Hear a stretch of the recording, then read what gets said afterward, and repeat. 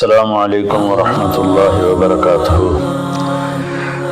بسم اللہ الرحمن الرحیم، والصلاة والسلام علی سیدنا و مولانا محمد وعلی آلہ واصحابہ اجمعین، اما بعد۔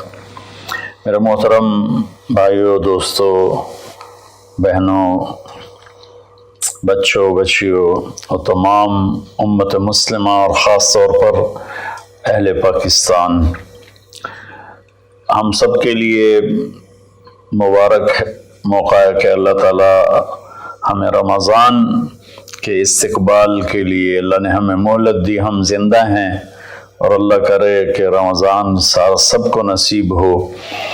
رمضان ایک خاص مہینہ ہے جو اللہ کی رحمتوں کو لینے کا ہے۔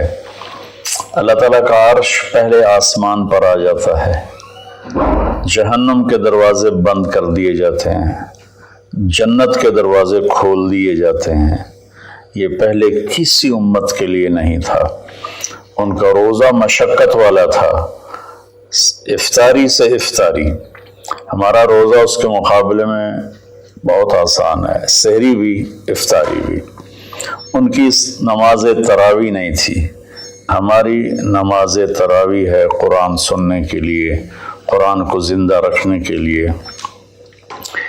تو اللہ تعالیٰ کی طرف سے اعلان ہوتا ہے، 24 گھنٹے دن رات یہ اعلان ہوتا ہے، هل من مستغفر فاغفر له، هل من تائب فاتوب علیہ، هل من سائل فاعطیہ۔ یہ تین آوازیں 24 گھنٹے چلتی ہیں آسمانوں پر۔ کوئی ہے معافی مانگنے والا، میں اسے معاف کروں، کوئی ہے توبہ کرنے والا، میں اس کی توبہ کو قبول کروں، کوئی ہے مجھ سے مانگنے والا کہ میں اسے عطا کروں۔ اور پھر ایک فرشتہ اعلان کرتا ہے، یا باغ الخیر اقبل، اے نیکی کے چاہنے والے زور لگا، آگے بڑھا۔ اور دوسرا فرشتہ اعلان کرتا ہے، یا باغ الشر ادبر، اے گناہوں میں ڈوبے ہوئے انسان واپس آ جا، اللہ کی چھاؤں میں آ جا، اللہ کی رحمت میں آ جا، اللہ کی بخشش کی چادر میں اپنے آپ کو چھپا لے۔ اور اس میں فرض 70 فرض کے برابر ہو جاتا ہے، نفل فرض کے برابر ہو جاتا ہے۔ اور حضرت علی رضی اللہ تعالیٰ عنہ علیہ السلام کا فرمان ہے کہ کوئی شخص ایک فرض روزہ چھوڑ دے، پھر اس کی قضا میں قیامت تک عملی نفلی روزے رکھتا رہے تو اس ایک فرض کو نہیں پہنچ سکتا۔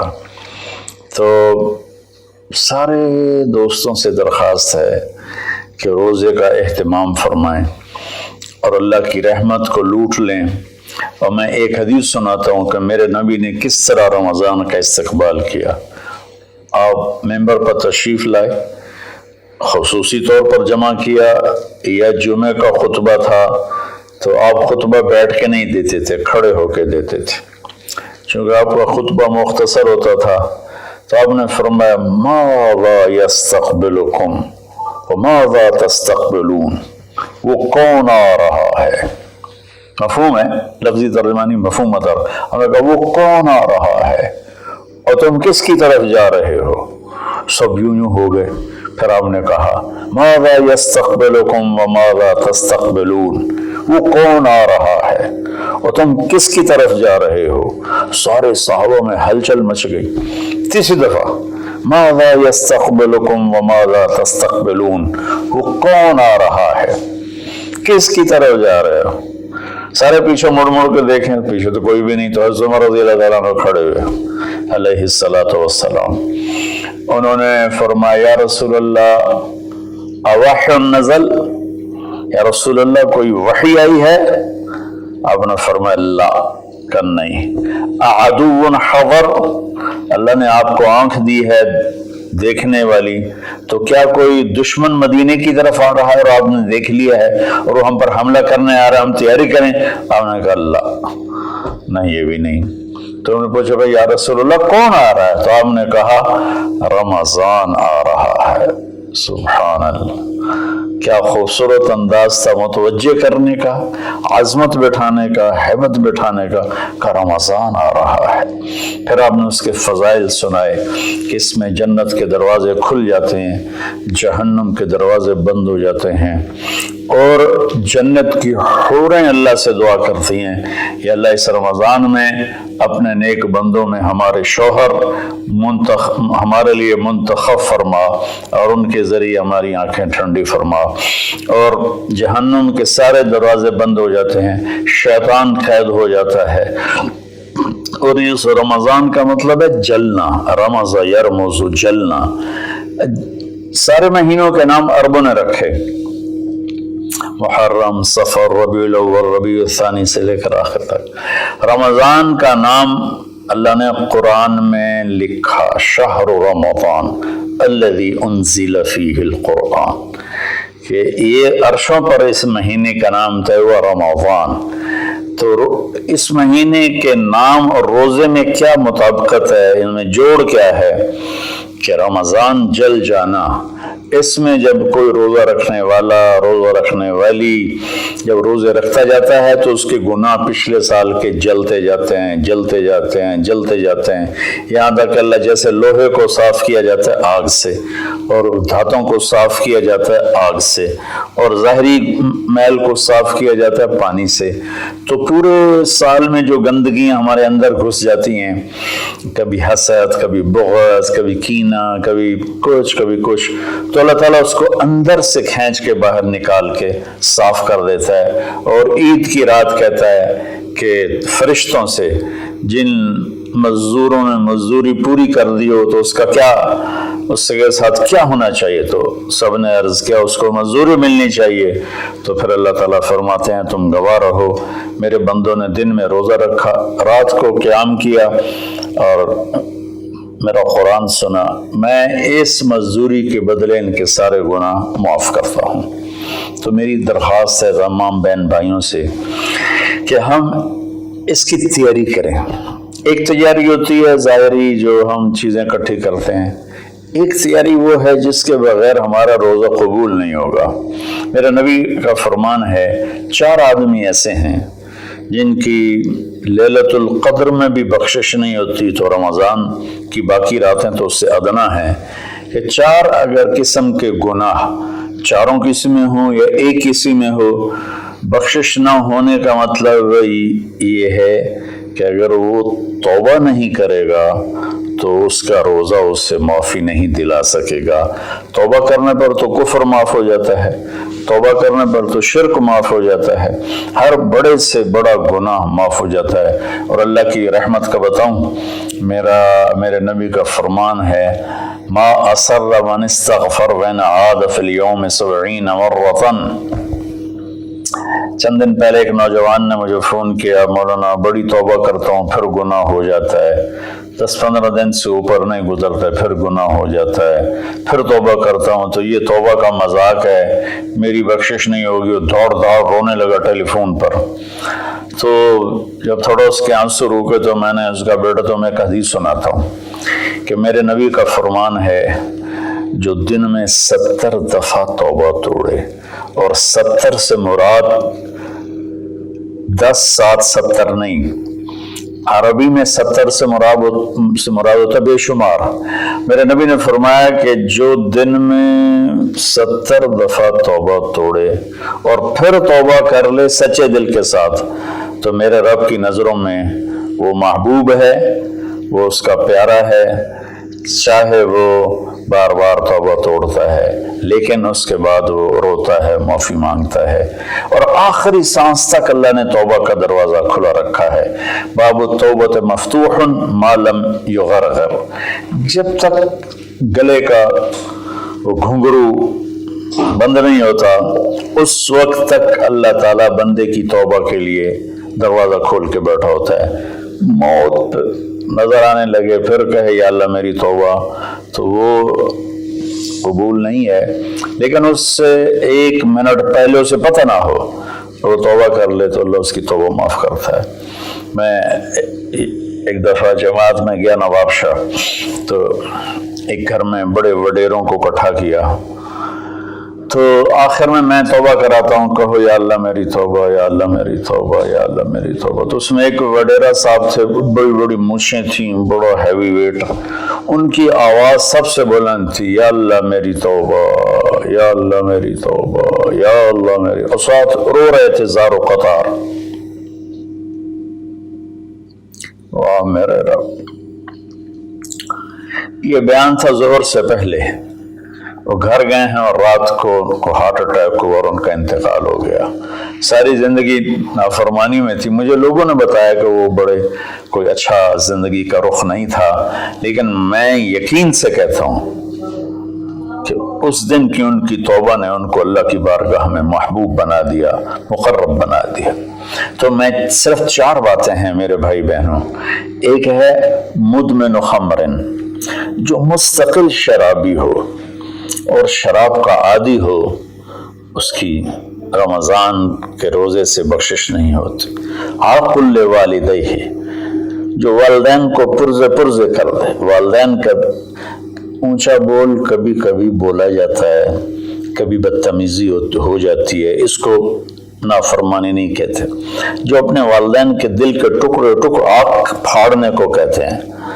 یہاں اللہ تعالیٰ نے، اللہ کے نبی نے نافرمانی کا لفظ استعمال نہیں کیا، بلکہ حقوق کا مطلب کسی چیز کو پھاڑ کے پرزے کر دینا۔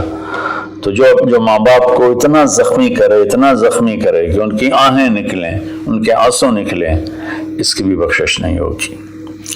تیسرا، جو قاطع الرحم، جو رشتہ داروں سے لڑتا رہتا ہو، کسی سے نہ بنا کے رکھے، نہ بھائی سے، نہ بہنوں سے، نہ چاچے سے، نہ مامے سے۔ ماں اور باپ کی طرف سے جتنے رشتے ہیں وہ رشتے ذوی الارحام کہلاتے ہیں۔ جو ان رشتوں کو توڑتا ہے اور ان سے لڑتا بھڑتا ہے، اپنے آپ کو سپیریئر سمجھتا ہے، یہ سب گند ہے، یہ سب ایسے ہیں، ایک اس کی بخشش نہیں ہوتی۔ اور چوتھا ہے المشاحن، جو دل میں کسی کے لیے بغض پالتا ہو، نفرت رکھتا ہو، حسد رکھتا ہو۔ المشاحن کا لفظ ان ساری چیزوں پر ہے۔ تو میرے بھائی بہنوں، اس میں جو چیز سب سے زیادہ عام ہے نا، وہ آخری ہے۔ ہر آدمی شرابی نہیں ہے، اللہ کا فضل ہے، کروڑوں مسلمانوں نے کبھی شراب کو دیکھا بھی نہیں ہے۔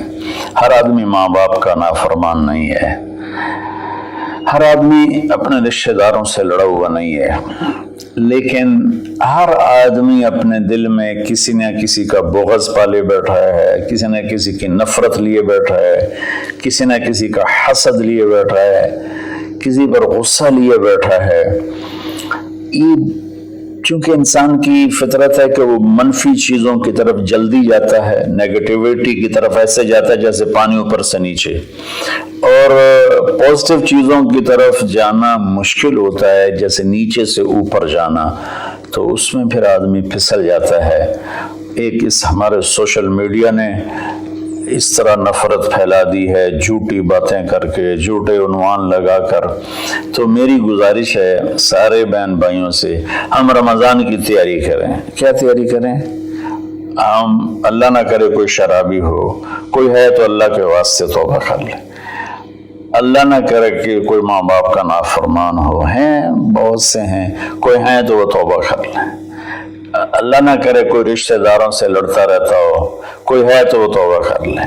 میرا رب نہ کرے کہ ہمارے دلوں میں میل ہو، ہم اپنی میل کو صاف کر لیں۔ میرے نبی نے فرمایا کہ اے میرے بیٹے انس، میری ایک عظیم الشان سنت ہے، میں شارٹ کٹ کر کے بتا رہا ہوں، اگر تو اس پہ قابو پا گیا تو جنت میں میرا ساتھی بن جائے گا۔ اور وہ یہ ہے کہ اس دل کو پوری دنیا کے انسانوں کے کھوٹ سے پاک کر دے۔ لیس فی قلبک غش لأحد فافعل۔ تو اس آخری مضمون پر میں گزارش کرتا ہوں، اپنی بات بھی ختم کرتا ہوں، کہ ہم ایک دوسرے کو معاف کریں۔ چونکہ ہمارا ملک تقسیم ہے بہت سے طبقات میں، مذہب کے نام پر بھی بے شمار طبقات ہیں اور نفرت سے بھرے ہوئے ہیں، سیاست کے نام پر بے شمار طبقات ہیں، نفرت سے بھرے ہوئے ہیں، قوم کے نام پر، زبان کے نام پر، اور बहमी आपस की रंजिशों के नाम पर छोटी छोटी बातों पर पूरा पाकिस्तान फिरा हूँ और कई दफ़ा फिरा हूँ। हमारे दिल बहुत ज़्यादा गंद से भरे हुए हैं। तो मैं सबके सामने हाथ जोड़ता हूँ, भाइयों अपने दिलों को साफ करो, सबको माफ़ करो। मैं सबसे पहले सारे सामाइन से माफ़ी मांगता हूँ कि अगर मेरी वजह से किसी मेरे भाई बहन का दिल दुखा हो, चूँकि बोलने वाला नबी नहीं होता, बोलने वाला इंसान होता है और कभी भी नहीं हो सकता कि वो ख़ता ना करे, ये नामुमकिन है। सिर्फ वही की सिफत है, ख़ता से पाक है। बाकी बड़ी से बड़ी किताब हो लिखने वाले या बोलने वाले की ज़बान हो, उससे ख़ता कबूल निकलता है। हमें उसकी अच्छी तावील करनी चाहिए। बहरहाल मेरी वजह से अगर किसी का दिल दुखा है तो चूँकि कल हो सकता है रोज़ा हो जाए, वरना परसों का तो इंशाअल्लाह यकीनी है, तो मुझे आप सब अल्लाह के लिए माफ़ फरमा दें। मैं नहीं चाहता हूँ कि मेरी वजह से मेरे किसी मुसलमान भाई बहन के दिल में कदूरत हो और मैं उसका सबब बनूं। तो मैं सबसे माफ़ी मांगता हूँ, हाथ जोड़ के माफ़ी मांगता हूँ और आपसे दुआ का तलबगार हूँ। चूँकि मैं हर वक्त बोलता हूँ, मेरी बात अल्लाह ताला लोगों तक पहुँचाता है, तो उसमें ऊंच नीच भी हो जाती है, गलत भी हो जाता है, सही भी हो जाता है। तो इसलिए सबसे पहले मैं अपनी तरफ से माफ़ी मांगता हूँ और मैं आपसे कहता हूँ सबको माफ़ कर दें। वो छोटी छोटी बातों पे ला, इससे मुझे खाने पे नहीं बुलाया, बोल चाल बंद हो गई, इससे मुझे सलाम नहीं किया, बोल चाल बंद हो गई। इतने छोटी छोटी बातों पे हमारी लड़ाइयाँ चल रही हैं। इसने हमें रिश्ता नहीं दिया, बोल चाल बंद हो गई। तो बहुत छोटी छोटी बातें हैं जिस पर लड़ाइयाँ शुरू हो जाती हैं, नफ़रतें शुरू हो जाती हैं। तो मेरी आप सबसे गुजारिश है कि हम रोज़े का एहतमाम करें, तरावी का एहतमाम करें। रमज़ान में कुरान उतरा और रमज़ान की सबसे बड़ी इबादत कुरान की तिलावत है। सारे ज़िक्र अज़कार सिवाय जो सुन्नत अज़कार हैं वो करके बस सारा दिन आप कुरान पढ़ें। मेरे एक दोस्त हैं, मेरे साथी थे रायमंड में, मौलवी सनाउल्लाह साहब, वो रमज़ान में एक दिन में कुरान ख़त्म करते हैं। अब बीमार हो गए हैं तो 3 दिन में करते हैं। उनका सारे साल का मामूल है, 3 दिन में कुरान ख़त्म करते थे। अब काफ़ी बीमार हैं, अब पता नहीं उनकी क्या सूरत हाल है, बांग्लादेश में होते हैं, लेकिन उनका आम मामूल था ज़्यादा से ज़्यादा 1 हफ़्ता कुरान ख़त्म। तो हम बाकी नफली इबादत, इशराक है, अवाबीन है, चाश्त है, सारा कुछ करें, लेकिन एक तरावी का एहतमाम करें कि हर सजदे पे 1500 नेकी लिखी जाती है। और एक कुरान की तिलावत का एहतमाम करें, झूठ ना बोलें, गीबत ना करें, हसद ना करें, बोझ ना रखें, माँ बाप से नाराज़गी ना हो, शराब से दूरी हो। ये चंद चीज़ें हैं। और इस वक्त हम एक बड़ी मुश्किल से गुज़र रहे हैं जो कि एक वबाई मरज़ की शक्ल में पूरी दुनिया पे छा गई है। और अल्लाह ताला ने एक ज़र्रे के सभी छोटे जरासीम के ज़रिए अल्लाह ने पूरी कायनात को हिला के दिखा दिया है कि रब्बुस समावाति वल अर्द फस्तबिर लिइबादतिही हल तालमु लहू समिया। क्या चैलेंज है इस लफ्ज़ में। अल्लाह कहता है कोई तेरे रब के मुकाबले में आने वाला है? सुभान अल्लाह। तो अल्लाह ने ताकतों को झुका दिया और उनके नाक ज़मीन पे रगड़वा दिए। तो इस वक्त ना हमारे मालदार लोग तकलीफ़ उठा रहे हैं। कई मेरे दोस्तों ने बताया कि अरबों रुपए का माल तैयार किया क्योंकि हमारा सीज़न था और वो स्टॉक हो गया, सारा पैसा उसमें पड़ा हुआ है, ख़रीदार कोई नहीं है, उधार भी कोई नहीं लेता है। तो सबसे ज़्यादा जो मुतासर है वो हमारे गरीब लोग, दिहाड़ीदार और रोज़ाना की मेहनत करने वाले, रेडी वाले, छाबड़ी वाले, साइकिल पे फेरी लगाने वाले और अपनी कुदाल लेकर चौक में बैठे होते हैं कि कोई काम पर ले जाए। तो मैं हाथ जोड़ता हूँ, अपनी ज़कात जितनी आप निकाल सकते हैं इन गरीबों को ढूंढ ढूंढ कर इनके घरों तक पहुँचाएं। चूँकि एक लॉकडाउन की शक्ल बनी हुई है तो احتیاط سے چلنا پھرنے کی تو اجازت ہے، گورنمنٹ نے دی ہوئی ہے۔ تو میری درخواست ہے کہ اس وقت زکوٰۃ کا سب سے زیادہ حقدار وہ طبقہ ہے جن کے گھر میں فاقے ہیں اور چولہے نہیں جل رہے، چونکہ روز کی تازہ کھاتے تھے۔ اس وقت ہمارے غریب بہن بھائی وہ سب سے زیادہ آپ کی زکوٰۃ کے حقدار ہیں۔ کھول دو اپنے تجوریوں کے دروازے، وہ اللہ کے نام پہ دو۔ اس وقت آپ کی زکوٰۃ، صدقات، خیرات ساری کی ساری ان کو جاتی، کھانے بنا بنا کے بھیجو، راشن کے پیکٹ بنا کے بھیجو۔ یہ اس وقت آپ کی نوافل سے بھی بڑی عبادت ہے، اور زکوٰۃ تو ویسی فرض ہے۔ تو اللہ تعالیٰ مجھے آپ کو اس رمضان میں زندہ بھی رکھے اور اس کے آداب کے مطابق ہمیں کام کرنے کی توفیق دے۔